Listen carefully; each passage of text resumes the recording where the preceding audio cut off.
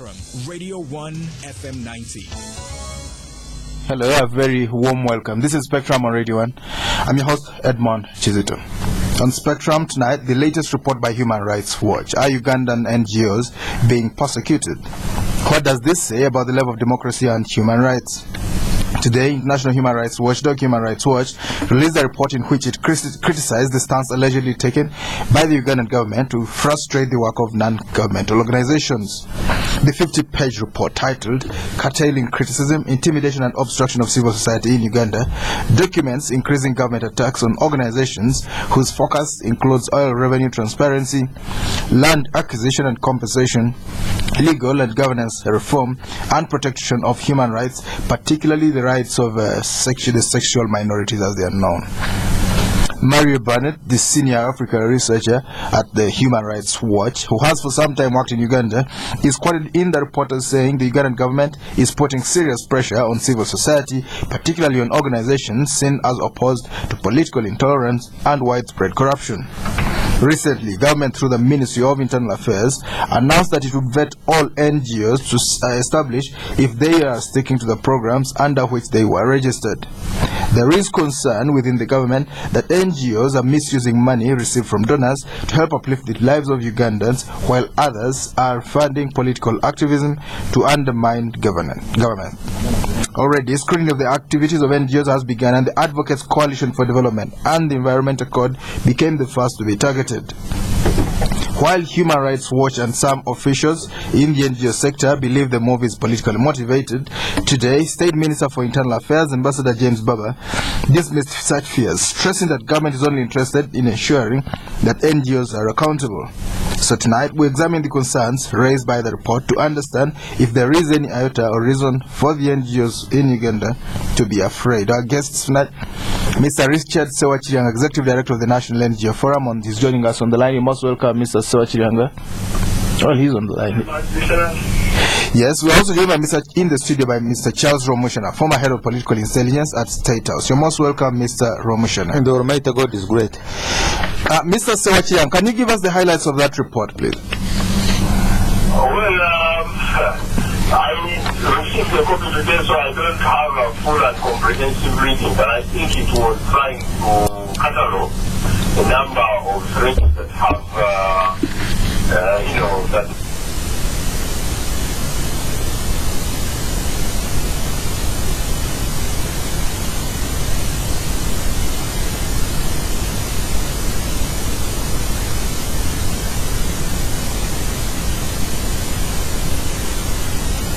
Well, Mr. Sewakiryanga, you are the helm of the National NGO Forum, which groups most, if not all, most of the Uganda's NGOs. If you had to write your own scorecard or your own report, what kind of things would you say about the government? About the government right now? Well, the thing is that there is a very difference of how different NGOs are treated across the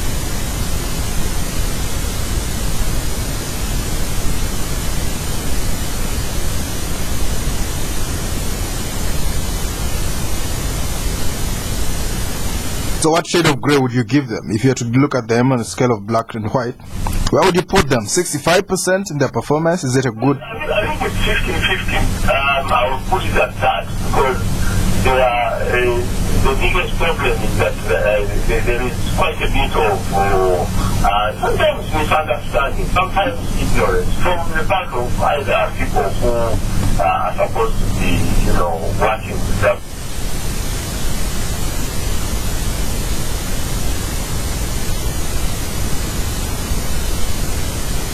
But what I should say for now is that we are also taking, the efforts to try.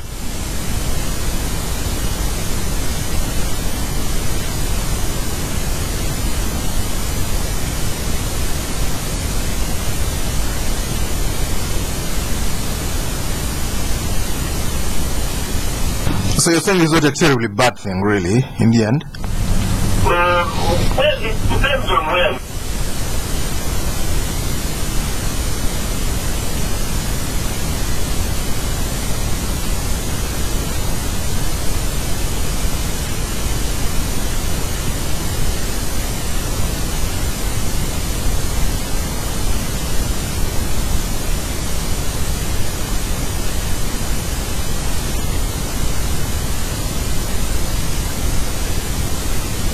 And therefore that requires, not just a differentiated approach, but an approach where we also look at the specific cases. All right, Mr. Charles Rwomushana here in the studio. Can you give us your own, examination of that report? What kind of scorecard would you give it? In terms of what? Well, is it a fair report, and what does it say? Give us some highlights from it. You've read a summary of it.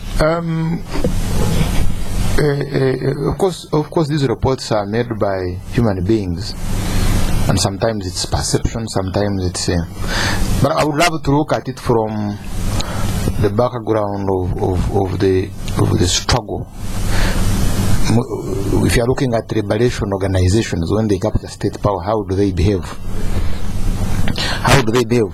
For instance, when the NRM captured power in 1986, for more than 20 years, political parties became NGOs. Even these ones at least are allowed even to go to peasants.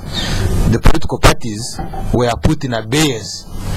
Even there was a constitutional provision for that, which criminalized the political activity. It was a criminal offense. It was tantamount to stealing chicken. They would put all of you in the same jail. If you had raised a political rally, or if you opened up a political branch, a political party branch, they would put you in the same jail with the one who has raped, the one who has defied. That political activity was criminalized, but they were allowed to exist. But exist and remain in hotels, operate in hotels, operate in their offices. You can address the press briefings, but you don't go to the villages. You don't. Now the NGOs are doing what had been prohibited in the political parties. They now go to the population. Now, you are not very dangerous if you are addressing a press conference and you say that the people who are being evicted for oil exploration are entitled to compensation in the following terms. Or the people around Bujagali, you will be affected by you need to read through or contribute to the environmental impact assessment study before they allow a dam. They need to consult you. The people of Soga, your culture should be preserved, should not be threatened by the dam.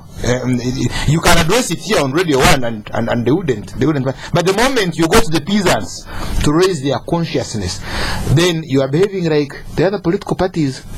Now, the current political parties are not a threat because they don't have resources. Actually, the only political party you hear about, FDC, is doing well compared to other political parties because it has resources. It can deploy polling agents to all polling stations because of resources. You had the other day that to change message, they need around 800. Well. Around 800 million shillings, yeah. But they have changed leadership in CP. I think they used like around 300 shillings just to buy a cake and a bottle of soda. That's around 1,500 shillings, and it's done. There is a new president, and so if you have got an NGO that has got $10 million on its account, and its duty is to concentrate, for instance, on oil, and it is awakening the population that you see, before you are removed, the following should be done. That's the constitution. You are entitled to compensation, and in the following terms, that is the constitution. And they are raising that consciousness. Then they become a threat. They become a threat not because they are negative, but because they are raising the consciousness of the population. And where you have got a contradiction between a raised consciousness of the peasant and an investor who wants things cheaply, then you now have to weigh, where does the political power go? If the political power is in balance, is in tandem with the other investor who would want to exploit, then you have a problem. You have to be suppressed. And that's, I think, basically the problem. So the NGOs have been there. They've been doing the same work, but the difference now is that the NGOs are going to the population and they are taking their knowledge. Now, why it's becoming a little bit more dangerous? Initially, you didn't have land-educated, well-endowed people in terms of knowledge in the NGO world. You didn't have. You only had people with... But now you have people with PhDs. You have doctors. You have very young people. One, they have money, and two, they are in research. So you are doing advocacy, but which is again research-based. So the person is telling you, districts are not getting money. And indeed, when you go on the ground, they are not getting the money. So the peasant is not getting this from the political party. From the political party, is not getting it from a commentator on the radio who is half-baked. He's getting it from a person who has a PhD and he has facts. He's giving you, he gives you trends. Tells you, money spent on drinking on chapati in a specific, in certain office in parliamentary commission is this, and money spent on drugs here is this. So you see, and you're talking about the peasant who now has power to vote. Now, the national resistance movement government has operated, has built on the goodwill, on the popularity of some of its cadres. But when you collapse, the center continues. Like I'll give you the example of Cheyune. Cheyune won elections as chairman of PG, of Wakiso district. But because the road was bad, the population compelled him to eat dust. Because of the road, Cheyune would have allowed to have a road. Now, if you are telling Cheyune that money has not been moved from the center to work on your road, and therefore you are going to use politically because of that, but there is money to the center, someone is stealing it, you are now turning Cheyune against his own system. And so he has to make a decision, either to be with the population or to be with the center, and he collapses. And therefore you become dangerous. The one who is now awakening and that's basically the problem. So the space for the NGOs then has to shrink because they cannot compete. They cannot compete these fellows because where fellows are going to fight these NGOs who are going to debate with them, with pressure, they are not there. You find the RDC has no money. The same chairman RC5 is begging the NGO for fuel. He doesn't have money. The councillors are weak. Those who would counter those fellows in the NGOs they don't have. In any case, they are in an agreement because they show them there is money at the center. You are not getting money in other decentralization, and you are raising their consciousness. So are you going to have a team from the Ministry of Local Government to go and counter that? You don't have. So what do? You narrow space. It is science. It's a game. Interesting. This is Spectrum listeners on radio. The latest report, topic 9, the latest report by Human Rights Watch. As Ugandan NGOs being persecuted, what does this say about the level of democracy and human rights? We're joined by Mr. Sewakiryanga on the line. He's the executive director of the Ugandan National NGO Forum, which groups most of Uganda's NGOs, and Mr. Charles Rwomushana in the studio. He's a former head of political intelligence at State House, giving us very interesting analysis there. Mr. Sewakiryanga, would you agree with that kind of analysis? Well, Rwomushana put a very interesting spot on the discussion, which is about the fact that those NGOs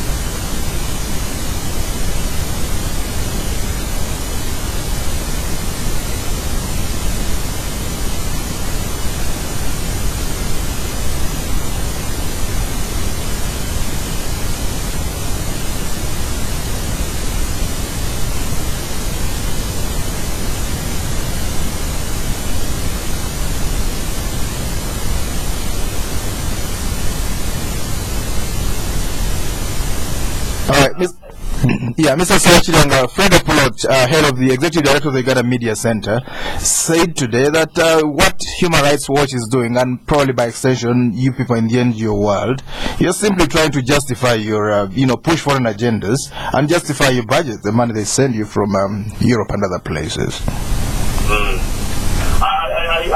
For me, I've had that discussion before, but my sense is that it's a very reductionist discussion, because, if I think about myself, all my grandfathers as in Uganda are married here, and I can mention their names. That's why.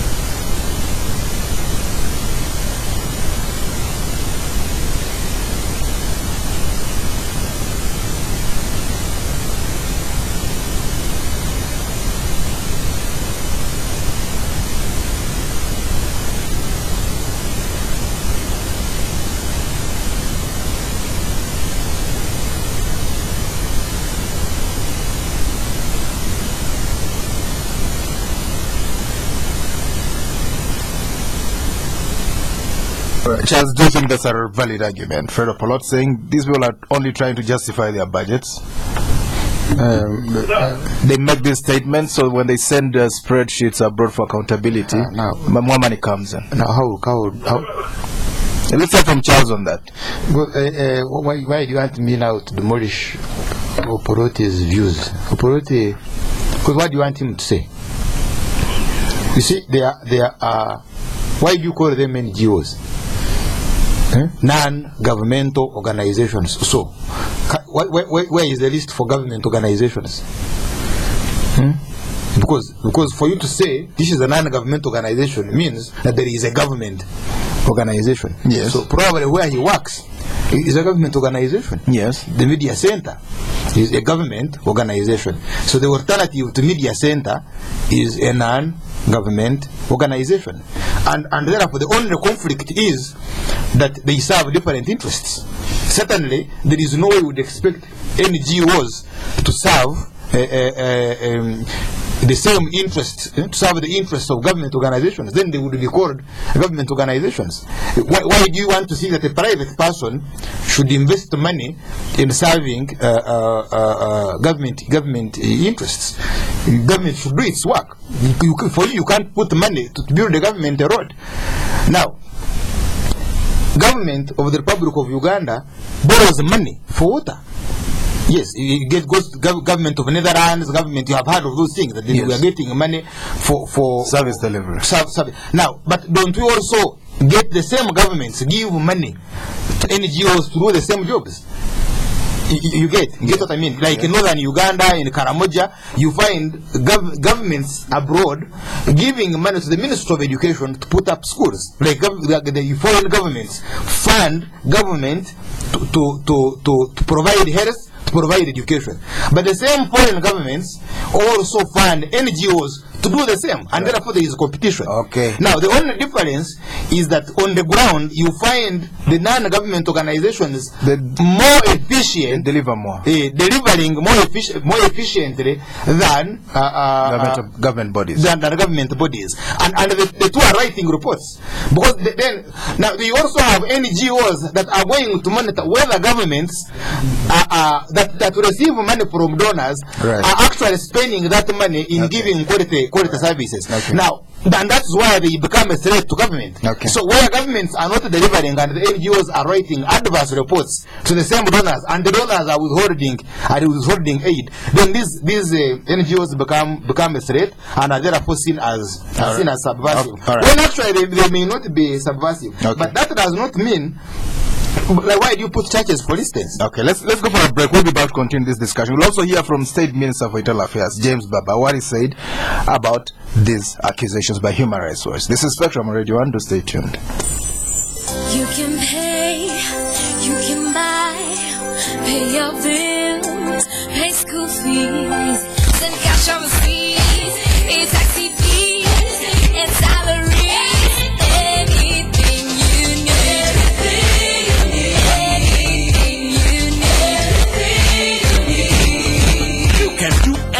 With MTN mobile money. And now, for the first time in Uganda, you can even pay your electricity bills. Go to your MTN mobile money menu, select pay bills, select Umeme Touch Pay, and follow the prompts. MTN, everywhere you go.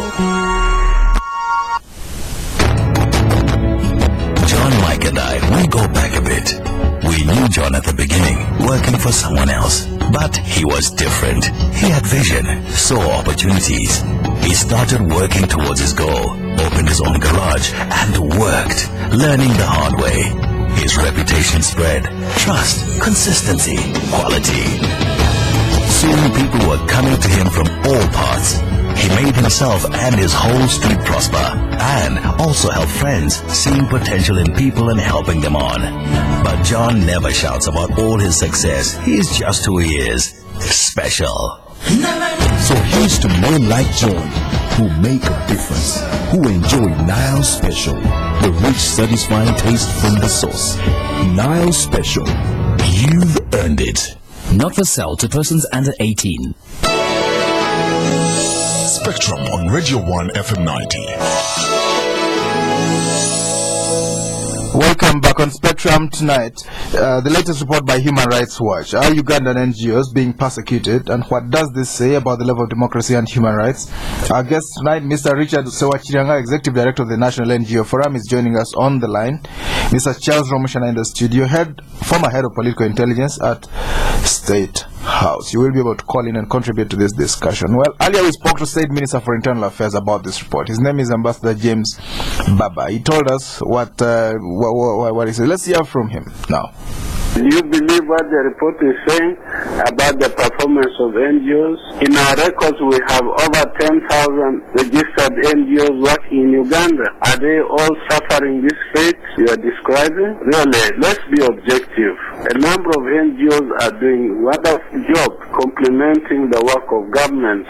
And government is the one who gave them space to operate in this country through the NGO board under the Ministry of Internal Affairs. Many are operating successfully. What the report is saying, I've yet to see and which particular NGOs are complaining. But what I know of the 10,000 are doing very well, especially if they are doing it on the basis of their mandate and areas of operation. If you are registered an NGO to work in Masaka dealing with orphans, you should be in Masaka dealing with orphans. But if you are a registered NGO in Masaka, you are then seen in Kumi doing politics, then that is irregular. We have reason to question you why you are not in Masaka and why you are operating in Kumi. The ministry has a responsibility to oversee the operations of the NGOs in this country. They supported the new NGO policy. They made a lot of contributions. We are always consulting with them. I would like to see those who are complaining, and we see the reasons for their complaint. It is about this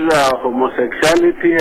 You better ask the Ministry of Ethics and Integrity. If these are the ones complaining, for me, I even have no sympathy for them. To undermine our culture and promote practices inimical to our society, because I have no sympathy for them. Well, Ambassador James Baba, State Minister for Internal Affairs. Mr. Sewakiryanga, does that wash with you? Does it make sense? You're given money for service delivery, you go into advocacy and other things. I think there are things which I want to agree with the minister on, which is that the threats are not equal across the board. But that doesn't discount the report, because what the report is to take a sample of threats and provide evidence of them. And my sense is that what one can do is to pick lessons from what those threats are telling us, and we ask ourselves, if you want to strengthen our democratic practice, what then can we do differently to make sure that we do not, constrain the NGOs from doing their work. So I guess that for me, that's the important point that he has made, and that is the important point. That I think the report doesn't claim that this is that all NGOs are being affected across the country. So in a sense, it is one of the things that needs to be understood. All right. I think the other thing which is important also not, and my battery is running out and I'm on the road, but let me make this point quickly, that we also have to understand that, we are doing whatever it takes.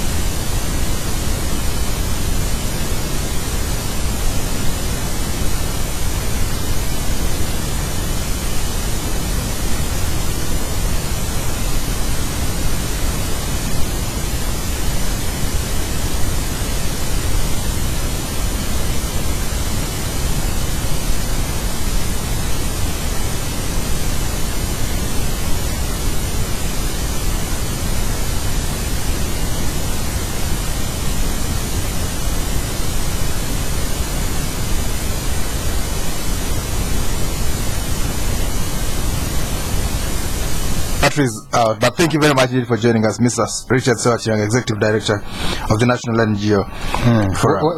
Why couldn't the NGOs be under the Ministry of Finance?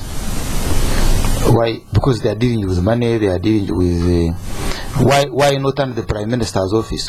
Why under internal affairs? Security, perhaps. What is security about them? Are they involved in robbery? Are they involved in subversion? Why do you have to think? Why don't you? Because this means, because the church, for instance, is an NGO. So they are carrying out weddings, they are carrying out funerals. What has that to do with internal affairs? Police, prisons, immigration. Look at it. You see, so the reason is that there is freedom there. We have given you freedom, but this freedom must be controlled, and it is controlled by tools of coercion, because freedom is a threat. You see, you buy a newspaper, but this newspaper must be controlled. What it tells you, why you buy it is because you want information, but the information that is given to you must be controlled if someone is going to be an oppressor. That is why, like, some states carry out direct censorship. And that's when a government tells you, I have given you freedom, the same government celebrates. You call it chest thumping. Chest thumping. That you see, I gave you freedom. Yes, why are you not supposed? Are you the one who gives me freedom? You simply say that I should celebrate, I should thank you for you have not threatened my freedom. Now, you cannot give freedom in fractions. It must be given. Freedom must be enjoyed as a whole. Absolute. In some absolute terms. Yes. So if the only duty of government is to regulate, like a regulation, like the way they give you a company. The company say, yes, your company, you register it, so that we know you are there. For reasons of protecting you, for reasons of opening up accounts, and that's why government should end. Now, if they have given you money to do water in Kumi, you've gotten the money to do water in Kumi, and you are doing to do water in Masaka, and you are doing politics in Kumi, that's not the business of government. Why? It is the business of the donor, because you are going to account to the donor. You see, President Clinton gave money to some people to build a school here. How many have you arrested for that school being shut? Why don't you quarrel them? Because they want to threat politics. And why does government get involved there? No, but it's actually that's why government should have gotten involved, because this reflected on the image of the country. Yes, but government doesn't get involved. So if they have given me money to do water in Masaka, and I realize that the money for water for Okumi is in problem, then I got politics. Because why is the problem? That I bring money, there is money for water, and you are not digging boreholes, and I have money. So rather than dig boreholes, I now do politics. So you dig what you dig the boreholes. Well, but that could smell of corruption, because they submit budgets to programs, to the donors, and then all of a sudden. Why don't you raise the consciousness of the donors? Why do you have to bring guns? Why do you have to threaten with the registration? Well, but corruption is a criminal thing. It breaks the law. Yeah, but then how does government come in? Why don't you charge them with those specific offenses? Because there is the penal code. The penal code prohibits crimes. So if they have done crime, because the crimes are not done by the organizations, by the way, crimes are committed by the individual. By the Radio One as an organization, as a company, cannot. If you have abused the law, if you have broken the law, like in this discussion, it is you as an individual. So you can't say the organization has broken this specific provision of the penal code. So if there are NGOs whose members are committing crimes, charge them in accordance with those crimes. So if there is a father who has defiled, the Reverend Father who has defiled, you don't move on the Catholic Church. You move on that specific Reverend Father, but in relation to specific crime. But what you are having now is general. It's general because you have a lot of money. How did you get it? So how much money do you have? And why are you giving money to my opponent? And that is really the politics. So you don't threaten freedom simply because you have got a few activities that are a threat to you from some specific individuals. I agree. Some NGOs give information to embassies. Yes, it's true. Some NGOs are contacts of embassies. So are politicians. So are politicians. It's also true that some NGOs are a threat to culture. Like for instance, this thing you're hearing about homosexuality. Men marrying men. Yeah, no, homosexuality. But how would you deal with it? What is the general strategy on dealing with that information that promotes homosexuality? Are you going to use education, mass mobilization against those acts? Are you going to move on those specific organizations and you begin cramping hard on them? Because you have to design a strategy. Is a strategy to go and hit them with kafuni and kill them? Is a strategy to educate the masses or the masses shun them? What's the strategy? So if the church is preaching negative, but in most cases we move on churches become negative when they speak against the evil that are committed by politicians like corruption. Now, some NGOs were actually involved in insurgency. The Catholic Church, most of its leaders bringing Museveni to power, were involved in insurgency in 1980s. 80 to 85. Yes, I've read about like Bishop Chivenjera was actively involved in fighting the government of Idi Amin. These are documented. The late Cardinal Nsubuga, yes, who was involved with the NRA, but would you call it the church? Some priests were involved. Would you call it the church? And therefore, should our government have restricted or registered the churches? So some elements in the NGO world, in these civil organizations, are involved in political activity, and then it's their right. Them as individuals have the right. So how would you separate those individuals from their organizations? From their organizations. So if he served some little money and is contributing to political party, it is him, and by the way, it is his legitimate political right. So how do you deal with it? Do you deal with it by threatening these organizations? So those who love freedom, those who cherish freedom, must be very vigilant and oppose this.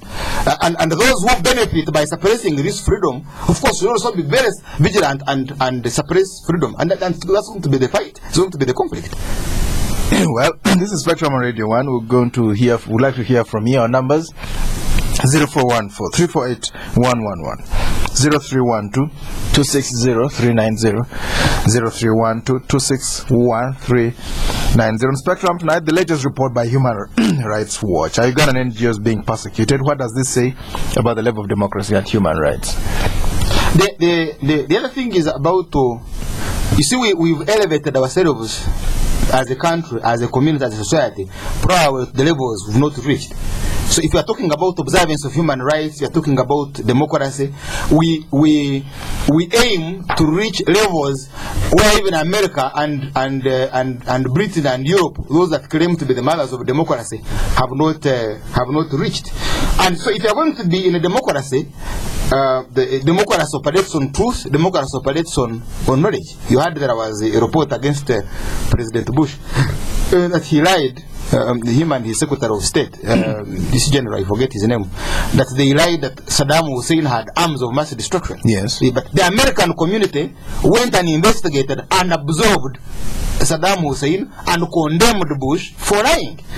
And you notice, even when President Obama was being sworn in, how President Bush was, I don't have the exact words to use, reviled now, you can't have this in a system where you have quasi-democracy. You can't, because democracy presupposes knowledge. Democracy presupposes operating on the truth. And if you want to operate in a democratic world, in a democratic system, and you allow this, then you know you will be threatened. That is why the Egyptian president was thrown out by the population.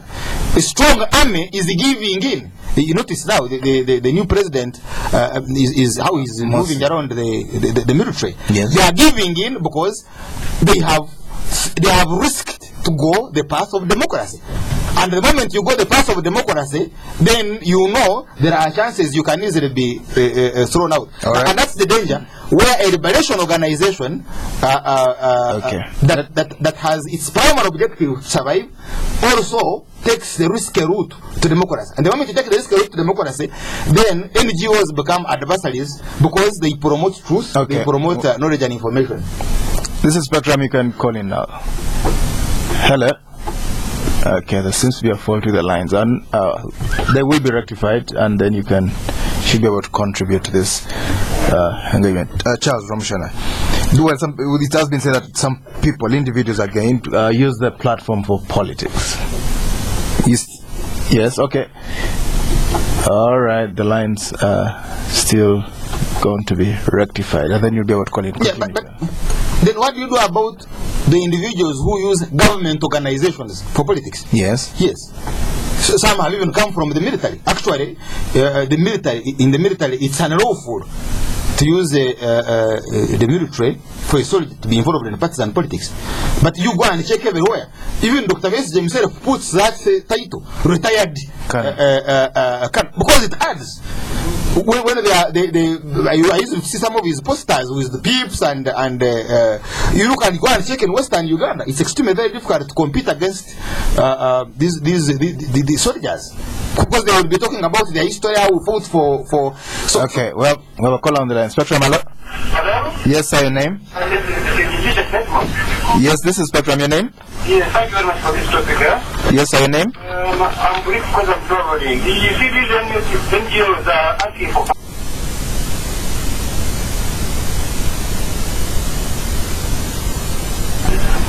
Spectrum, hello? When you call in, please tell us your name and where you are calling from. The lines have been rectified. You can call in now. 0414-348-111, 0312-260-390, 0312-261-390. Charles, they're asking for accountability among other things, and that's why they're in the firing line. You know, this argument is childish, because it's you know what? Okay, Spectrum, hello? Hello? Yes, your name, sir? Francis, yes?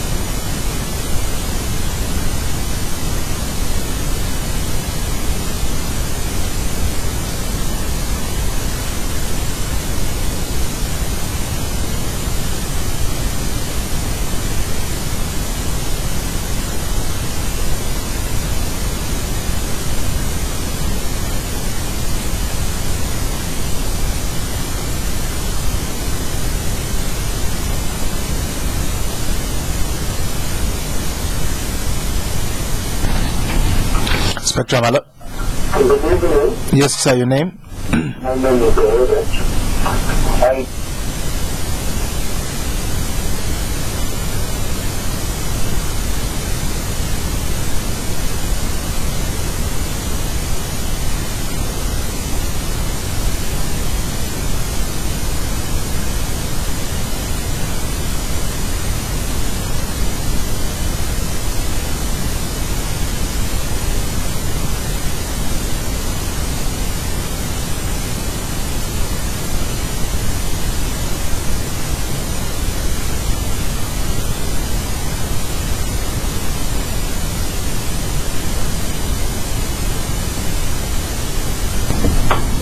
Spectrum, hello. Hello. Hello. Yes, sir, your name? I'm Katurama. Yes, Mr. Katurama. Yeah, the problem.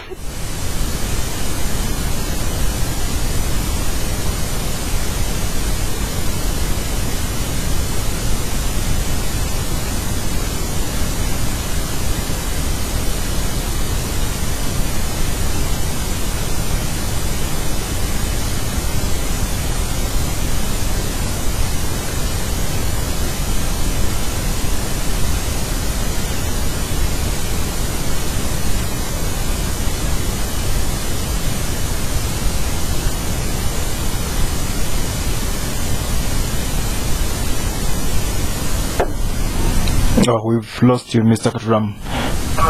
Yes, Spectrum, hello. Hello. Hello. Your name, sir? I'm Harry. Yes, sir.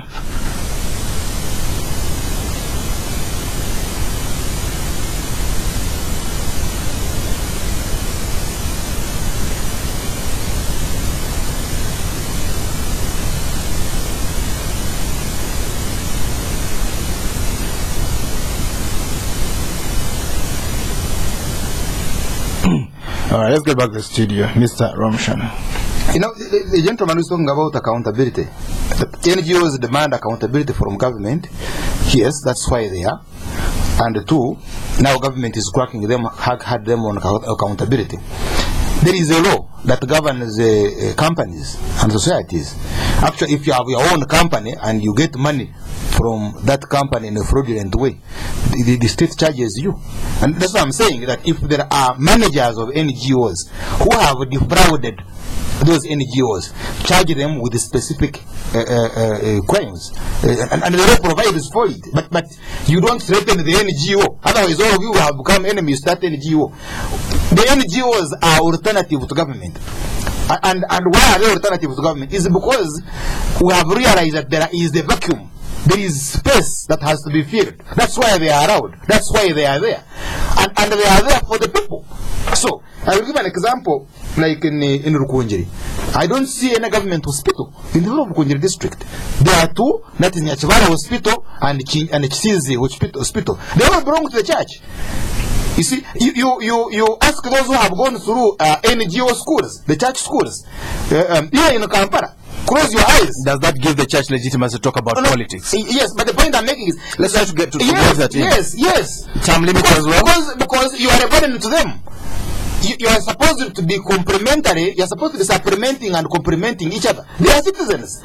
So if they are demanding for accountability from you, yes, they are citizens. They have the right to do so. Even term limits, churches can talk about term limits. You've given it to them in a charter. You have made a charter with the population of Uganda. As a civil society, they have a right to do so. Then you also, under the law, have a right to ask them to account. So, and we are talking about specific acts.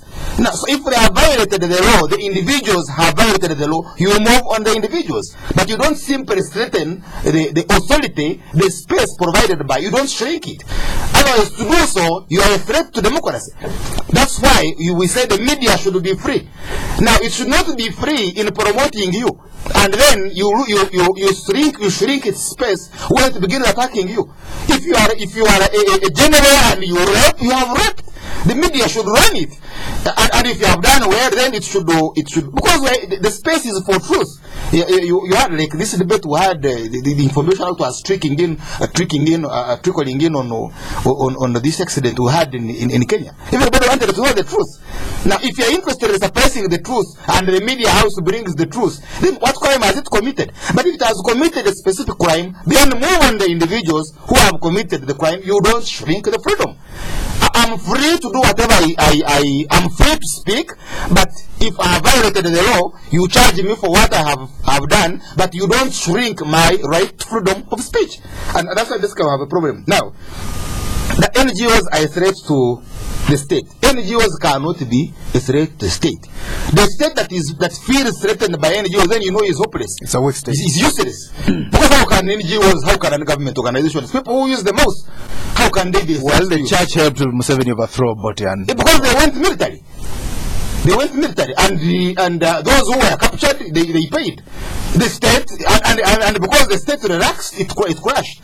Now, if there are individuals in the NGO world who are in subversion, there is the law. Well, but they are trying to charge up the parliament. Parliament could change laws. They could even impeach the president. They have the power. What's wrong with it? What's wrong? Well, it threatens some people's political life. What's wrong with that? If this parliament, if someone charged up this parliament and it impeached the president, provided it is operating within the law, what's wrong with that? Is that subversion? Would that be a threat to the state? So they are only a threat to specific individuals who would want to monopolize state power for their own selfish ends.